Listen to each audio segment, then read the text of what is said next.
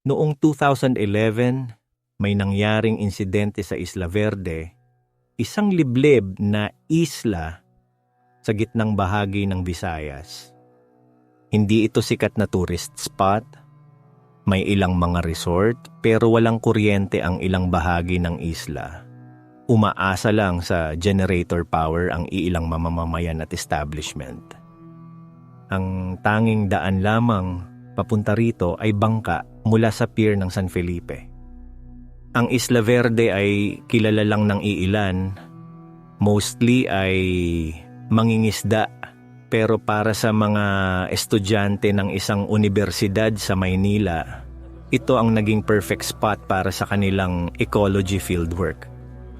6 silang mga estudyante, lahat environmental science majors, 3 lalaki, 3 babae, kasama nila ang isang local guide, si Kuya Tonyo. Matagal na siyang umaakyat sa bundok ng isla para magtanim ng kape at mangolekta ng halamang gamot. Ang plano, 3-day hike, papasok sa gitna ng isla kung saan may untouched forest. Doon daw maraming endemic species. Sabi ni Kuya Tonyo, medyo delikado kasi may mga lugar na hindi na dinadaanan ng tao pero ayos lang daw kung susundin nila ang trail. Day 1. Maayos ang lahat. Naka-check-in pa sila sa barangay hall. Nagpakuha ng group photo. Masaya lahat.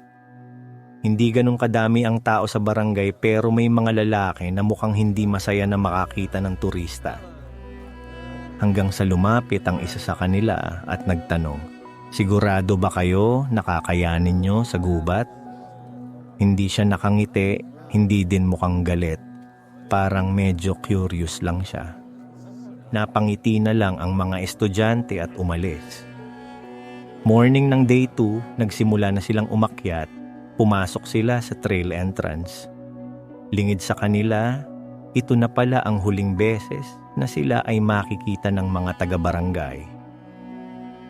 3 araw ang lumipas pero wala pang bumaba ng bundok. Akala ng barangay baka nag-extend lang. Pero pagdating ng day 6, dumating na yung parents ng isa sa mga estudyante. Nagulat ang barangay, wala pa palang bumabalik. Sinimulan ang search and rescue.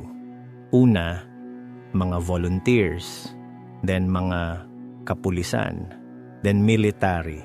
6 na araw nilang sinuyod ang kagubatan. Pero walang nahanap. Wala ni isang gamit, ni isang sapatos, ni isang bakas ng campfire. Noong day 7 ng paghahanap, may narinig ang isang sundalo sa radyo. Kuya, boses ng babae, mahina, para bang may humihingi ng tulong. Nagstatic ang radyo, hindi nila mapinpoint kung saan nanggagaling. Pinarinig nila ito sa buong team, pero wala silang malocate. Pati yung signal, bigla na lang nawala. Ang sabi ng mga technician, parang hindi galing sa labas, parang may transmitter sa loob mismo ng kagubatan. Pagkalipas ng ilang araw, may natagpuan sila. Isang notebook, bahagyang basa ng tubig, may sira ang mga gilid. Pero pwede pang basahin ang laman ng loob ng notebook. Ito ang nakasulat sa loob. Day 4, walang bumalik. Hindi kami makalabas sa trail, parang umiikot lang kami. Namatay ang GPS. Si Ken, nagsabi kahapon, may nakita siyang ilaw sa itaas ng mga puno. Akala namin may rescue, pero hindi daw ito gumagalaw. Hindi rin tunog helicopter. Nang lapitan niya, parang may tao sa itaas ng puno. Pero hindi gumagalaw. Nung tinawag niya, nawala. Day 5. Si Ken ayaw nang magsalita. Parang may alam siya. Si Mika umiiyak buong gabi. May boses sa labas ng tent. Sabi wag daw naming balikan ng daan. Sabi ng boses, hindi kayo dito galing. Yun lang ang laman ng notebook. Walang pangalan. Walang petsa. Pero ayon sa handwriting at papel, kumpirmadong galing sa isa sa mga estudyante, ni-review ng PNP ang CCTV sa barangay. Binalikan nila ang last footage at doon nila napansin, may 8 tao ang pumasok sa trail, hindi 6. 6 lang ang nakalista sa logbook. 6 lang ang estudyante. Sino yung 2? Hanggang ngayon, hindi pa rin nakikita ang mga estudyante. Hindi na rin muling pumasok ang mga ranger sa mismong gubat. Sinara na ang trail. Binakuran ng kawayan.